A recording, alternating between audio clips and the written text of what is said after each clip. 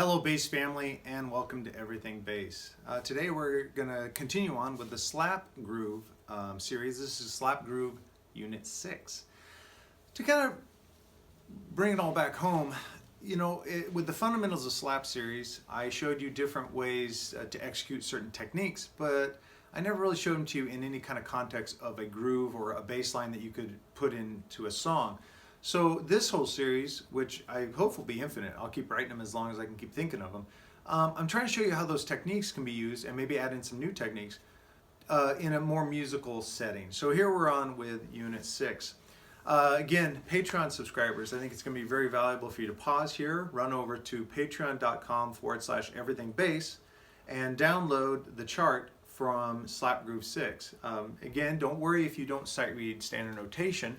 I have the example written out both in standard notation and in tablature, so you can follow along. And there's a notation key at the bottom to explain, you know, what's a thumb, what's a pop, things like that. So this is a really cool technique, and I'm putting it into a groove over a D chord. And what it's going to be a challenge for your thumb, but a very small challenge. I don't want to freak you out.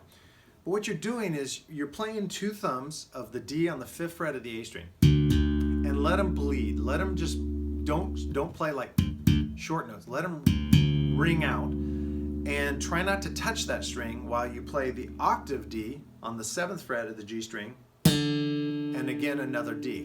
So the first 4 16th notes, 1 E and is this. And see how I let them bleed? I'm creating kind of a wash of just a D in its octave. Now the next measure, I go down to the C, but I don't shift my hand, and I'm keeping my index finger on that D so I don't interrupt its sustain, and I pop the 5th fret C, and I go to a D twice and back up to the original D. So that sounds like this. Now if I put the first two beats together, 1 E and a 2 E and a, that much, I get this.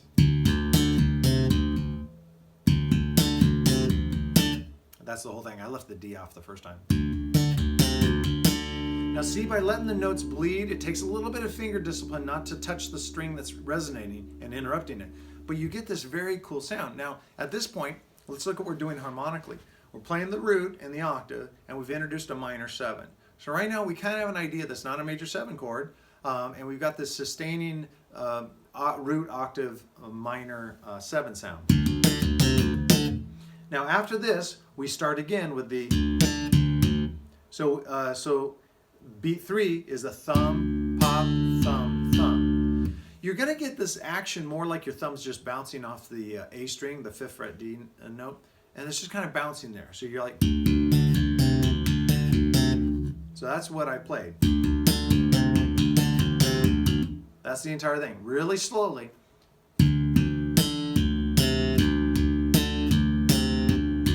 All right, now at that point I have one beat left, beat 4, because we were playing a measure 4/4. So I have 4 E and a to deal with, and I wanted to break out of that. So I'm going to stop that sustaining D note, and I'm going to finger the 5th fret G, and I'm going to pop it with a hammer-on. Now here's a cool little technique you can throw in. I'm going to thumb the D and hammer on. So I'm doing this twice, but I'm doing it as a pop, thumb. So that was horrible. See? If this is new to you, isolate just that. Forget about the first part. And just sit there and pop, hammer on, thumb, hammer. I'm sorry, hammer on. Boy, I did that wrong. Pop, hammer on, thumb, hammer on.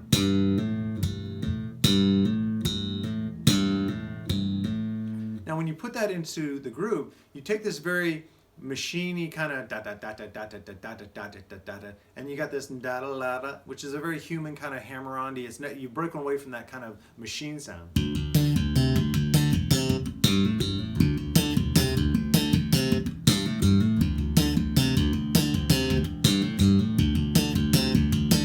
Kind of a cool little pattern there. But that's just measure 1. Measure 2 starts the same way. So you already have, if you've got this much down and you think, oh man, there's a whole nother measure to do. No, it's mostly the same pattern again. But I stop on that B flat and I play 2 quick muted thumbs, and then I just walk up with eighth notes, C, C sharp, D, or I think on the notation I did D flat, C, D flat, D, enharmonic. So let's talk about that. First of all, let me play it so you can hear it in context, and then let's talk about that last part.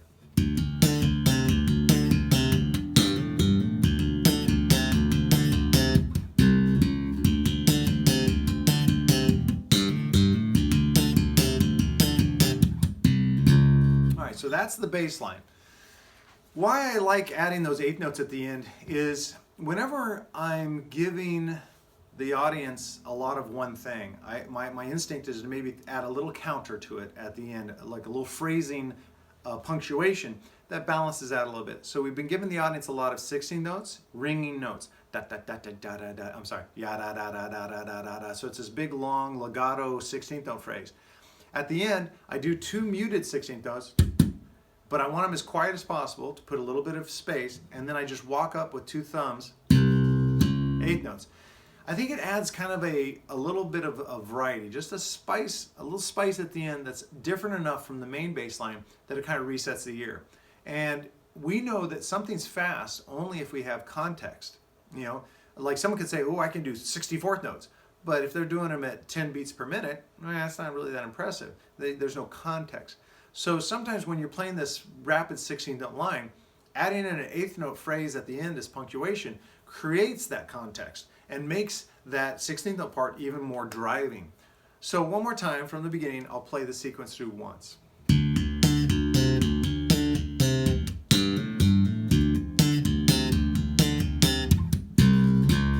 That's one time through. I really, if you guys have been enjoying the lessons and you think it's something that you want to continue on with, I really do suggest strongly to get more out of them, that you become a Patreon supporter and download the sheet music for every video. It's very simple. Once you get to patreon.com/everythingbass, just become a monthly subscriber, and then you'll see all the posts and they'll be unlocked. And the posts have the title of the video. So in this case, the title will be Slap Groove 6. Go down, you'll see just a very brief text, because I know that mostly you're just going to want to go there to pick up the file. And there's a PDF link. You can download it. Works with pretty much, it's universal. And it's a high res, so you can print it out. It's a full page high res. You'll be able to throw it into a binder and create, kind of your own lesson book, which I would love. And let me know if you need help setting that thing up. I would love to do that. Bounce some ideas off me, bounce some questions, concerns, want me to repeat anything, want me to do another video on the same thing. I don't care. It's whatever you guys want, but you got to let me know. And the best way is probably in the comment section below. But of course, you can always email me at dtitus@daletitus.com. And hey, go over to Facebook and search Everything Bass with Dale Titus, the entire thing, and you'll find a Facebook group. It actually has more subscribers to that than actually to the YouTube channel. And we're active. We're constantly, I'm posting every day on it. People are commenting. We're getting really good conversations going. So if you just want to kind of be more involved with the bass community, it's a perfect way. We'd love to have you. So our encore item today, oh man, Light Up the Night by Brothers Johnson. Larry Johnson, Larry Johnson, that's funny. Louis Johnson, what a big influence on my life. Louis, when I first saw his Starlicks VHS cassette, that's how old I am, his bass playing, man, so great. It slapped with power, but this cool syncopation and this tone I'd never heard before. For you guys now, if you're a young player, you're familiar with like all these different kind of bass tones, but when guys would come out with this signature sound, and in this kind of the early days of a technique like slap, Louis established himself firmly as like one of the kings of the mountain. And his brother and him put together these albums that were so fun to listen to. And that's what it's about, man. This album I'm talking about, Light Up the Night, Brothers Johnson, is such fun. Not just for a bass player, but for everybody. But bass player, you have to check it out. You really do. I mean, if you're only into Norwegian death metal, I want you to still check it out. Hear what this guy, a brother of bass to you, did with this amazing group of musicians, great songs. A couple highlights, of course, Stomp. I have a funny story I'm going to tell you about Stomp, or a powerful story, I think. But Stomp has one of the coolest slap bass solos in the middle, recorded perfectly. and it just makes the hair on your arms raise up when you hear it. It's so cool. But also check out Light Up the Night, the title track, which was their biggest hit, I believe, charting-wise on this album. And then You Make Me Want to Wiggle is such a cool line, man. And I'm just cherry picking like 3 off the top of my head. But check out the entire album. Even if you're like, well, it's kind of disco-y at times and whatever, it's just not resonating with who you are as a player. Don't close it off. Just listen to what Louis Johnson is doing. Really get into like what he's doing, and see if it may be some of his syncopation, some of his power and passion you can put into your bass lines. And if you are Norwegian death metal, and maybe if you add a little Louis Johnson styling, you'll separate yourself from the crowd. Just guessing, just spitballing. So I want to tell you guys a story. How Louis Johnson saved my daughter's life. So my wife and I had attempted to get pregnant a couple times, to have a baby, and it wasn't working out. It was getting discouraging. We had a couple really heartbreaking moments when things didn't quite come through the way we wanted, and we were ready to give up. But we had an amazing doctor who encouraged us, no, you're going to do this. You're going to do this. You'll be great parents. And he wanted us to give it another shot.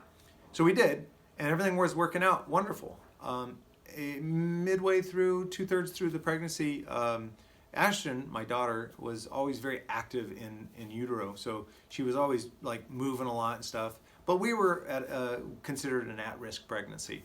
And so we were both very sensitive about that and very scared about what could happen. And one Saturday morning, my wife came to me and said that Ashton hadn't moved at all that whole morning. And she called the advice nurse, and the advice nurse told us to get right away to the hospital, that something could be wrong. And that, of course, horrified us because we had played out that story a couple times before. So we're driving in my old Ford Ranger with just a cassette recorder, and I had bought a funk hits cassette, and I had thrown it in, and some songs were playing, and we weren't talking much because we were both, I think, we're a little too scared. And if we were talking, it was probably much like, hey, it's not, look at the weather, it's whatever. It was we were just scared, a scared couple, and dreading the worst. And so Stomp comes on, and we're not talking at this point. We're just kind of in our own minds because we had about a 20-minute drive to the hospital. And the song Stomp came on, and as soon as that slap bass solo started, my daughter Ashton started dancing in the womb. And my wife just let out this, she's moving, and oh my gosh. So I always like to say that Louis Johnson saved my daughter's life. And that's the power of slap, you slap haters out there. When Louis passed on, I shared that story, and it got to his family, and they were very appreciative of that. And I'm glad. I only regret that I didn't let Louis know that story before he had passed. That is something I wish I could go back and fix, because I think it would have made him smile, that great smile that he's known for. Likewise, if there is an artist, a bass player, a musician, a singer-songwriter, a dancer, anyone, a painter who has moved you, don't hesitate to let them know. If there's a story like that, similar to what someone's artistic creation has done to make your life better, no matter how whimsical, especially in this day and age of social media contact to these people, don't hesitate. Share it with them. I know that would make them happy to know that the work they put in, the sacrifice they put in, the creation they made mattered. And you'll regret it if that person passes away and you can't say it, because like I said, I do. But at least I could share that with his family, and they seem to enjoy the story. So there you have it. Slap Groove number 6, Light Up the Night, Brothers Johnson. I can't, guys, listen to it. You gotta listen to it. It's so cool. And then let me know. Please listen to it. Let me know. Share it in what you thought about it, or what you thought about this Slap Groove in the comment section below, or dtitus@daletitus.com, or join us with our Facebook family, which is growing, and it's Everything Bass with Dale Titus. Search that on Facebook. You'll come to our page. Just hit follow and like, and you're automatically in. And when you do, let us know you're there. so that you can kind of announce yourself to the family member. Believe me, life is a lot better when we can have a group of supporters worldwide who are there when you're having a bad day or whatever. We will be there. We will be stronger together, and I think we will all be better together. That's what I really believe it. So if you're enjoying these videos, please do me a big solid and hit the subscribe button to the channel. When you subscribe to the YouTube channel, it's free. In fact, you just hit that button down there. That one, yeah, one. Yep, that one. If you hit that button and it lights up, you're subscribed. You're done. And there's no fee for that. And then, of course, you want to hit the bell icon, because every time I post a video, which is pretty much every weekend, you'll get 5 or 6 videos every weekend. You'll be notified, so you won't miss out on any of those. And of course, share it. Let's grow this bass family. That's my biggest desire, as I'd love this to be the biggest online community of bass players, and I want it to be go beyond just these lesson videos, but this is where I'm starting. But you'll see interviews coming up. I'm getting the hardware to be able to do that, and I've already got some artists lined up, so it should be fun. Okay, guys, well, that's it. Let me know what you think of this video, and I will see you at the next one.